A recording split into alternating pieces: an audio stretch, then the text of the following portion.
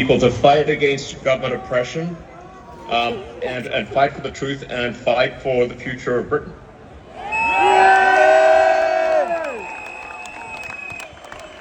Elon, we are incredibly grateful for your time. We know what a busy man you are.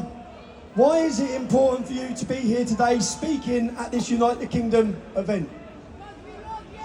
Well, I am of primarily British heritage, British ancestry. I want Britain to be greater than it ever has been. I want Britain to remain Britain. I think there's something beautiful about being British. And what I see happening is a destruction of Britain. Initially a slow erosion, but a rapidly increasing erosion of Britain with massive uncontrolled migration, a failure by the government to protect innocent people, including children who are getting gang raped. It's unreal. The government has failed in its duty to protect its citizens, which is a fundamental duty of government. This has got to stop. There needs to be massive government reform in Britain. And the people need to be in charge, not some bureaucracy that doesn't care. Elon, I believe that's where we started today. Power by the people, sending a message worldwide. Elon, you spent incredibly lot of money. Why is free speech so important to you? Well, I believe you can't get to the truth of things without freedom of speech, without active debate. There's so many on the left that want to just crush debate and put people in prison just for talking, as you were, just for speaking their mind. The essence of democracy is it should be a government for the people, by the people. In fact, this is a government against the people and not for the people. This is why everyone is gathered here today, is something's got to be done. This is unacceptable. The government needs to be responsible to the people of Britain. It needs to protect Britain. It needs to protect the weak, those who cannot protect themselves, especially the children. And when I read about some of the horrific stories and how the government did nothing and tried to hide it, they try to hide these horrific crimes. And then you see how much violence there's on the left, with our friend Charlie Cook getting murdered in cold blood this week, and people on the left celebrating it openly. The left is the party of murder and celebrating murder. I mean, let that sink in for a minute. That's who we're dealing with here. That is who we're dealing with. Elon, to so many of the British public who are scared to exercise their free speech. They're worried about being imprisoned, they're worried about being attacked, even to share their speech on your platform of X. What message would you give to them? And the message is really, my message is to the reasonable centre. The common sense. So my appeal is to British common sense, which is to look carefully around you and say, if this continues, what world will you be living in? This is a message to the reasonable centre, the people who ordinarily wouldn't get involved in politics. Who just want to live their lives. They don't want. They're quiet. They just go about their business. My message is to them: if this continues, that violence is going to come to you. You will have no choice. You're in a fundamental situation here whether you choose violence or not, violence is coming to you. You either fight back or you die. You either fight back or you die. And that's the truth. Today, Elon, I think the British public are telling the world that they're ready to fight back. Good. Yes. Come on, Great Britain!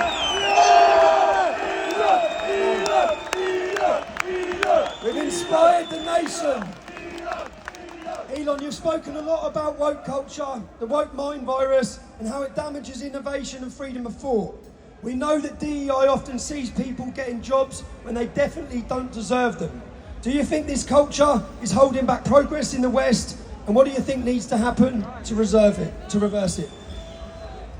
Yeah, I'm appealing to sort of common sense and fairness. I want to emphasize just common sense and fairness, which is that we should make our decisions based on merit, on how, if somebody is talented and hardworking, then that should be the only means of advancement. There should not be discrimination on the basis of sex or religion or any race or anything else. And what a lot of the woke stuff is, it's actually super racist, it's super sexist, and it's often it's anti-religion, but only anti-Christian. Like, why only anti-Christian? That's unfair.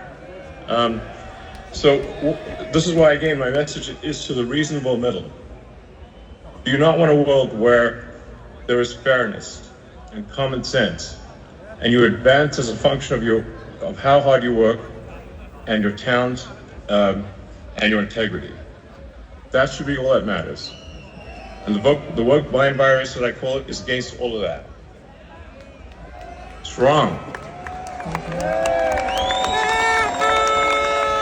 Elon, we hear so much about censorship being pushed by governments and global corporations and organisations.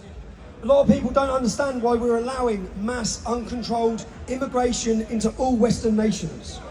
Do you believe that there are powerful forces outside of elected officials, someone controlling governments, that are trying to control the flow of information, and how do we resist that pressure?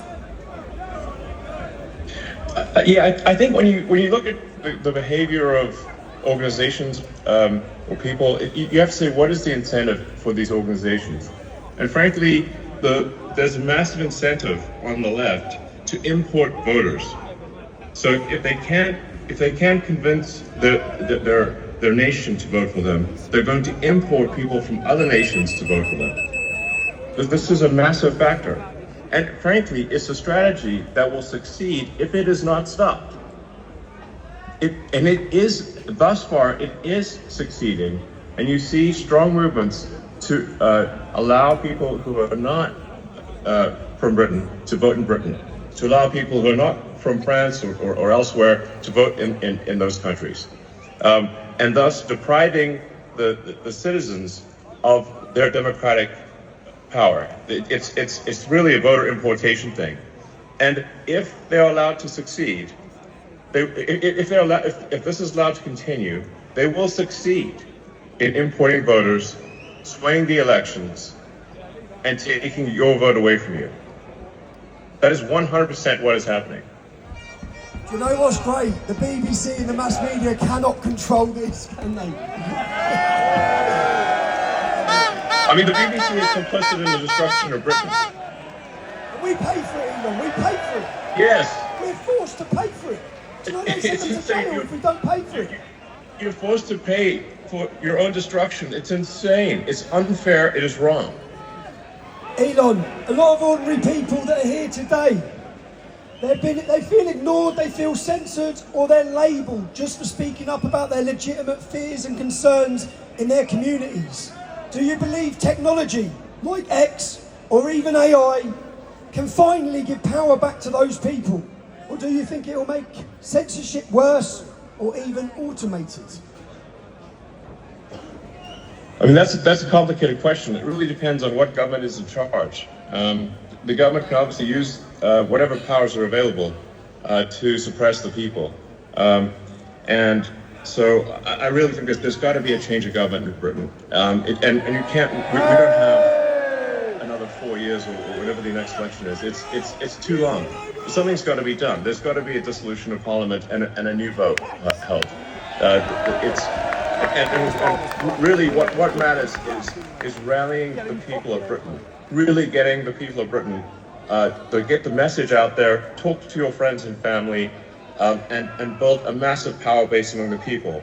And like I said, you really got to appeal to the sort of average, the normal people that just want to go about their business. That they're sort of in a village somewhere, they're working, they just want to mind their own business. But you've got to point out to them that if we don't take action, they won't be able to mind their own business because other people are going to come and maraud them. There's genuine risk of rape and murder, and the destruction of the country, and dissolution of the entire way of life. And so, yes, in the normal course of business, if you weren't under a massive attack, then people should go about their business and just live their lives. But unfortunately, if the fight comes to you, you don't have a choice. You have to fight. So you have to rally all of the people of Britain to fight for the future. Let me ask and if this doesn't Britain, happen, there won't be a future. are you ready to fight for your future, Britain? Fight for your future. Do it. Go. Will we be gagged any longer, Britain? But you know what I mean, Tommy. You know what I mean. I mean, I talk to my friends in Britain, and they're like, yes, they're living in a village here or there, or a town or city here or there, and they're like, well, it doesn't seem like it's really that much of a problem. I'm like, well, if you want to know what's going to happen to your town or village, just visit London, and you'll see that it's filled with crime. It often doesn't feel like Britain at all. And it's only a matter of time before that is what happens to your town or village. It starts in London, but it will spread to every town and village in the country, and no one will have any peace. We're running out of time, people. We're running out of time. Elon, you built rockets, you built cars, you built satellites, you built AI. Things most of us couldn't dream of. It's fair to say you're a visionary. When you look at leaders in Europe and the UK today, do you think they share the same talent for future vision, or do you feel like they'll be left behind and out of touch? Well, I think that we've got to have a freer country, a freer, Europe in general has to be freer. It's stifled by bureaucracy.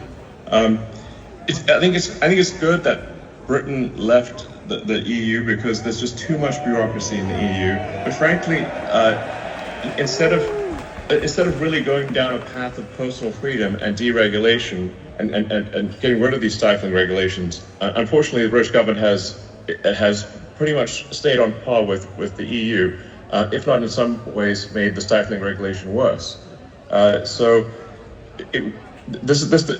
you have excess government regulation and oppression, you stifle the freedom of people to try new and great ideas. And Britain used to be a country that did amazing things, some of the boldest things on the entire planet. And that is possible in the future. But it can't be done if you've got this massive oppressive bureaucracy and a government that doesn't care about its people. And that has to change. There has to be profound change. And there's not much time left. Elon, you've said before that civilization is fragile.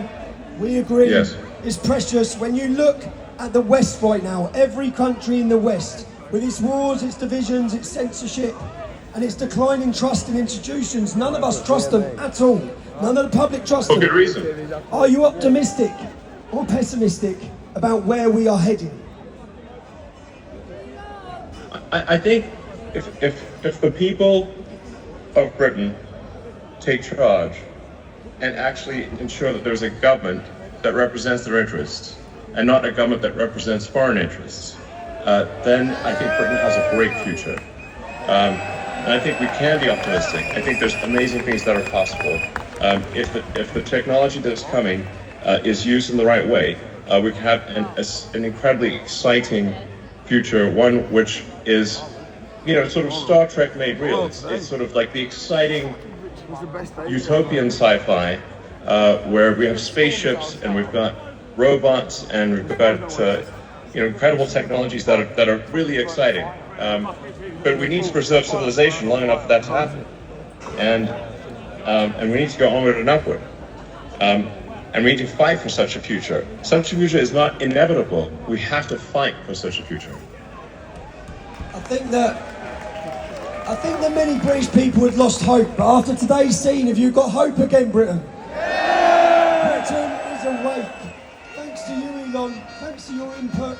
Can we just ask? Well, thanks to you, Tommy.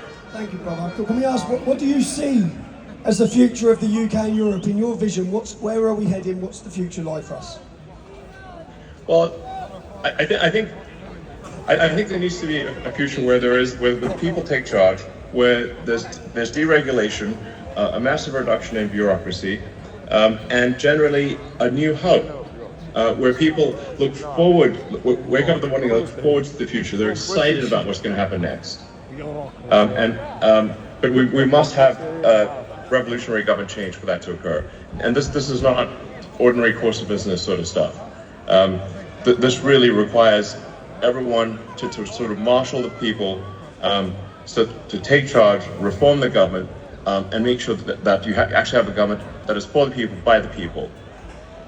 And that's essential. And that's not, so we're really at a fork in the road here. We're at a fork in the road to darkness or greatness. And that will be decided only in a matter of years. And we must take the path to greatness. And that's the path that's exciting and inspiring and will make life worth living. Elon, you've done more than anyone to shine a torch on the crimes committed against a generation of our daughters. On behalf of everyone and on behalf of all of us in Great Britain, you know what, we wouldn't even be in the fight. Not only are we in the fight right now, but we're on the advance. Thanks to free speech being fought for us by Elon Musk. We're very grateful, sir. You're most welcome. Thank you.